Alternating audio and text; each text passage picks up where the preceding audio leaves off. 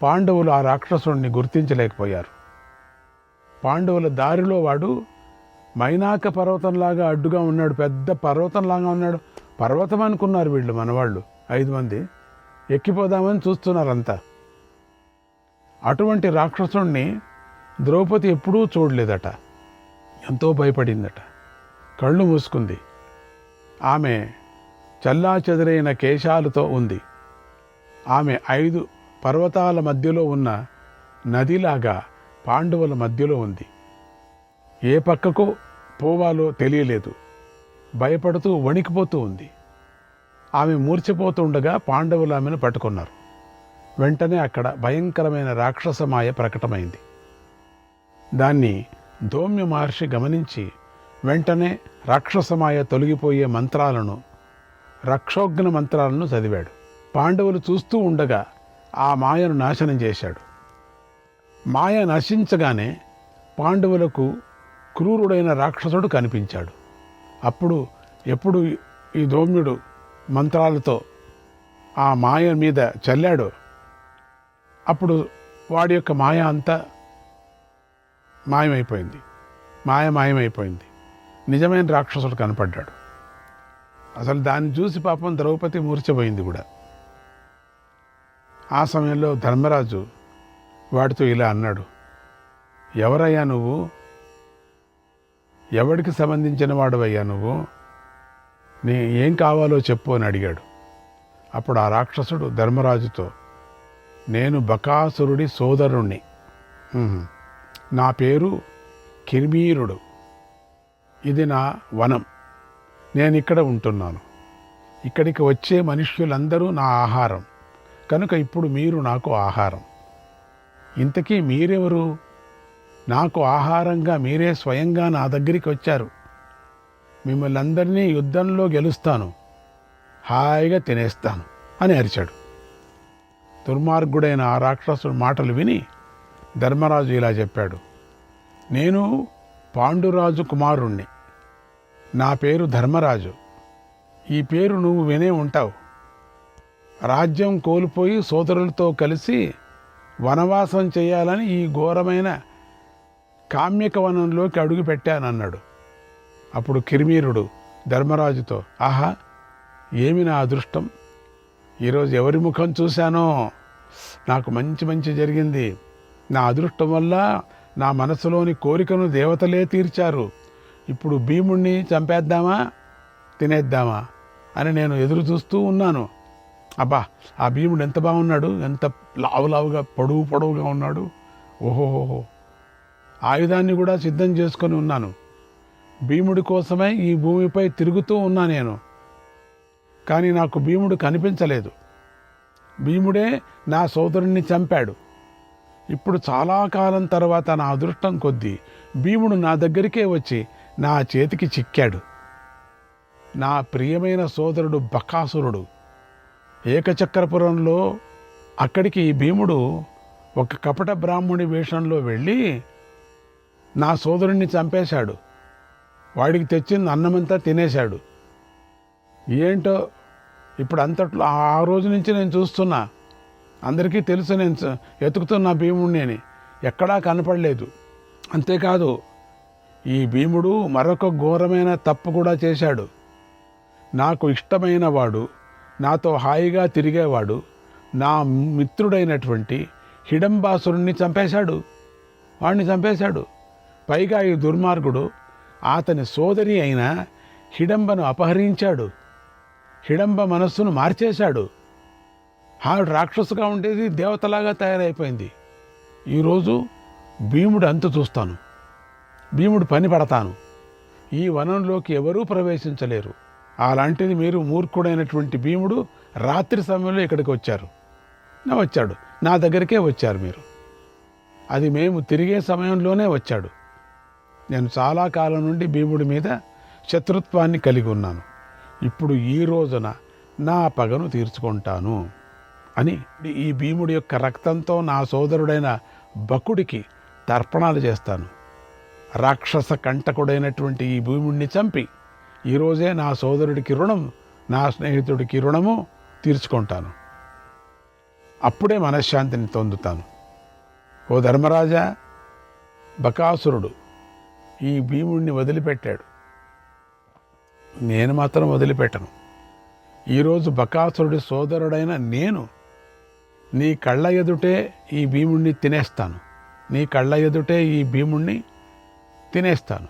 అగస్త్యుడు వాతాపిని తిని అరిగించుకున్నాడు, అలాగే నేను కూడా ఈ భీముణ్ణి మృంగేసి జీర్ణించుకుంటాను అన్నాడు.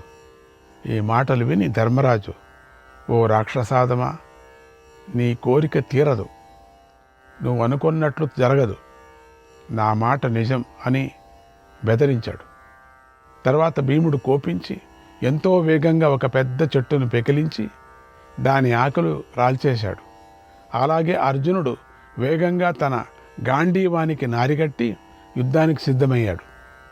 అప్పుడు భీముడు అర్జునుడిని వారించి, అర్జున ఆగు, వీడిని నాకు వదిలిపెట్టు, వీడిని నేను ఎదుర్కొంటాను, నువ్వెందుకు ఊరికే, వీడి ఆహారం నేను కదా, నన్ను కదా అప్పటి నుంచి నా మీదే చూపిస్తున్నాడో, తింటాను తింటాను తింటానో తింటానని, తినని, ఇప్పుడు ఎవడిని తినేస్తాడో చూడు అన్నాడు.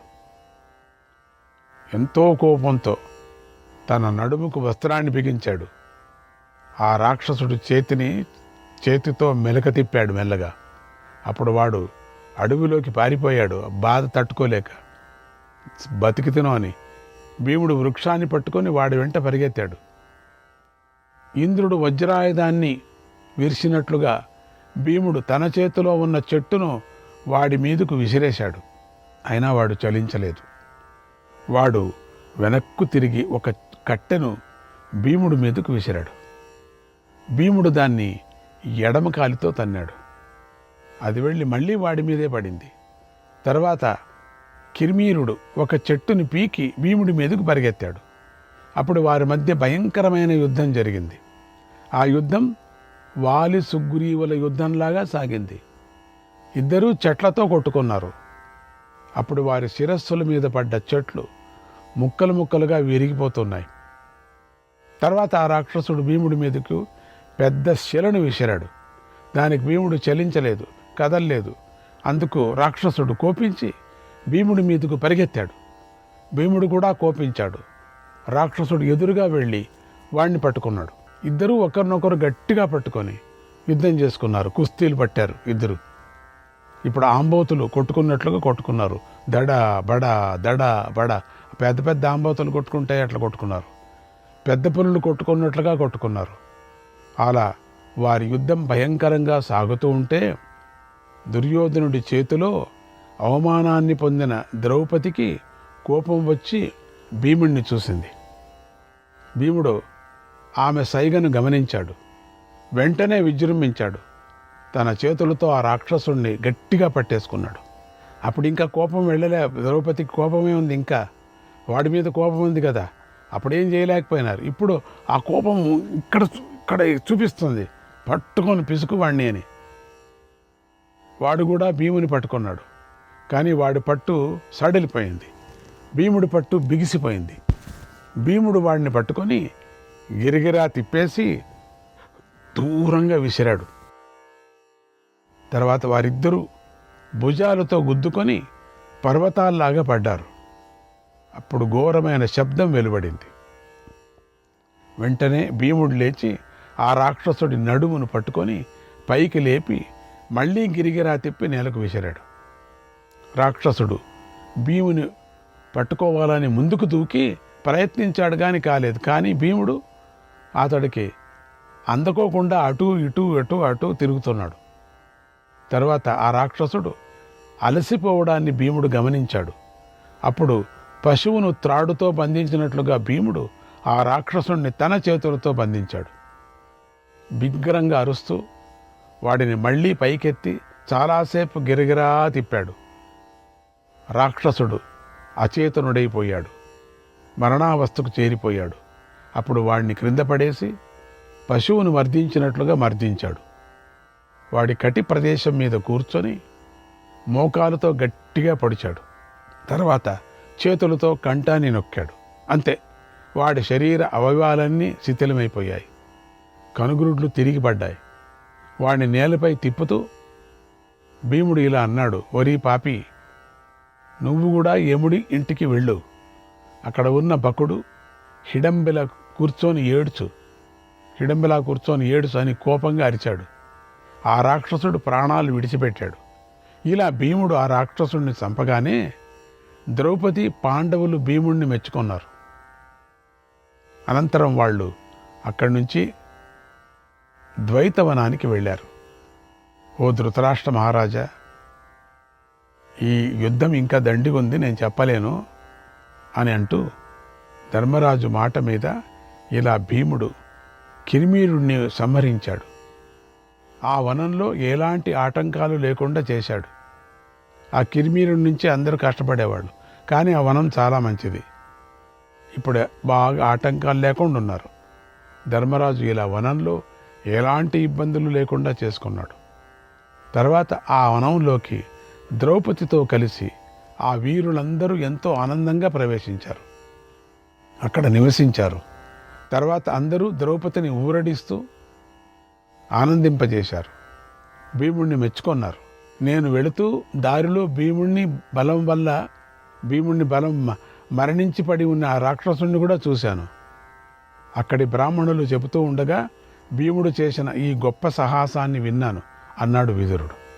ఇలా యుద్ధంలో కిర్మీరుడు చంపబడ్డాడని విని ధృతరాష్ట్ర మహారాజు ఆలోచనలో పడ్డాడు.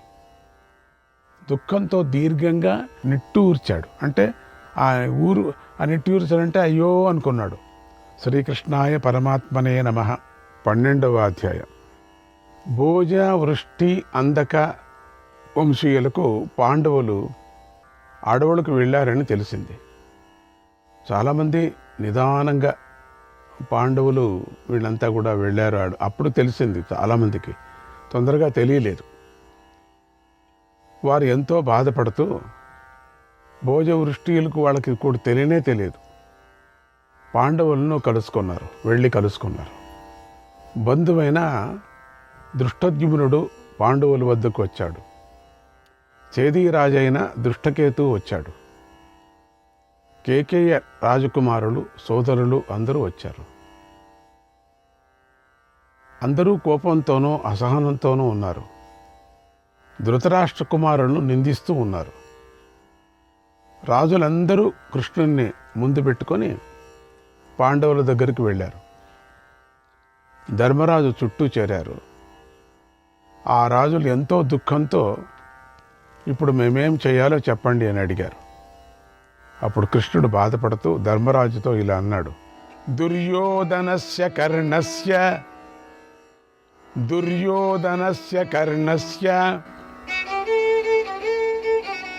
శకునేశ్చ దురాత్మనః దుశ్శాసన చతుర్ధానాం భూమిః పాస్యతి శోణితం. దుర్మార్గులైన దుర్యోధనుడు, కర్ణుడు, శకుని, దుశ్శాసనుల రక్తాన్ని ఈ భూమి త్రాగుతుంది. యుద్ధంలో ఈ నలుగురిని చంపుదాం. వీరిని అనుసరించిన రాజులను చంపుదాం. ఇతర క్రూరులను కూడా జయిద్దాం. ధర్మరాజును మహారాజును చేద్దాం. నికృత్యోపచరన్ వధ్య ఏష ధర్మ సనాతనః. ఇతరులను మోసగించి తాను సుఖపడేవాడు, సంపదగినవాడు, ఇది సనాతన ధర్మం అన్నాడు కృష్ణుడు. పాండవులను అవమానించడం వల్ల శ్రీకృష్ణుడు చాలా కోపంతో రగిలిపోతున్నాడు. అసహనంగా ఉన్నాడు. పాపం జనులందరినీ భస్వం చేసే రుద్రుడిలాగా ఉన్నాడు. అప్పుడు జనార్దనుడైన శ్రీకృష్ణుడిని అర్జునుడు స్తుతించి శాంతింపజేశాడు. ఓ కృష్ణ, నువ్వు పూర్వం సాయం గ్రహముని రూపంలో గంధమాదన పర్వతం మీద 10,000 సంవత్సరాలు నివసించావు. నువ్వే నారాయణ ఋషివి. పూర్వం నువ్వు ఈ భూమి మీద 11,000 సంవత్సరాలు కేవలం నీటిని మాత్రమే స్వీకరిస్తూ పుష్కర తీర్థాల్లో నివసించావు. విశాల నగరంలోని బదరికాశ్రమంలో ఒకే పాదం మీద నిలబడి 2 చేతులు పైకి చాచి గాలిని మాత్రమే ఆహారంగా తీసుకుంటూ 100 సంవత్సరాలు తపస్చేశావు. సరస్వతీ నదీ తీరంలో చేసిన 12 సంవత్సరాల సత్రయాగంలో ఉత్తరీయాన్ని కూడా విడిచిపెట్టి శరీరంలోని నాడులు కనిపించేలాగా తపస్సు చేసి కృషించిపోయావు. ప్రభాస తీర్థంలో నియమాలు పాటిస్తూ 1000 దివ్య సంవత్సరాలు ఒకే పాదం మీద నిలబడి తపస్సు చేశావు. తపస్సులో ఎలాంటి నియమాలను సాధకులు ఆచరించాలని నువ్వు ఆచరించి చూపించావని వ్యాస మహర్షి నాతో చెప్పాడు. కృష్ణ, నువ్వే క్షేత్రజ్ఞుడు, సర్వభూతాలకు ఆది అంతము నీవే అయి ఉన్నావు. మునులకు అధిష్టానము నువ్వే అయి ఉన్నావు. నువ్వే యజ్ఞస్వరూపుడువు, సనాతనుడు అయి ఉన్నావు. నరకాసురుణ్ణి వధించి అదితికి కుండలాలను తెచ్చి ఇచ్చావు. అశ్వమేధ యజ్ఞానికై అశ్వాన్ని విడిచిపెట్టావు. నువ్వు అన్ని లోకాలను జయించి లోకేశ్వరుడు. నువ్వు చేసే పనులకు అడ్డు వచ్చిన దైత్యులను సంహరించావు, దానవులను సంహరించావు. కేశవ, నువ్వే ఇంద్రుడికి స్వర్గాధిపత్యాన్ని కూడా ఇచ్చావు. స్వర్గానికి రాజును చేశావు. నువ్వు మనుషుల్లో జన్మించావు. సత్వం నారాయణో భూత్వా హరిరాశీ పరంతప బ్రహ్మా సోమశ్చ సూర్యశ్చ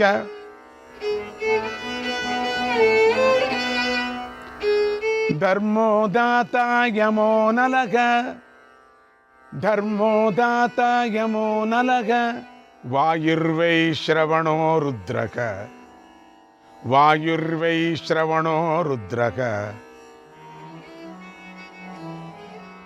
కాలః ఖం పృథివీ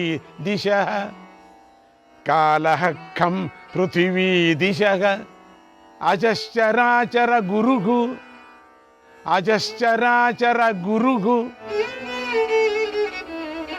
స్రష్టా త్వం పురుషోత్తమ.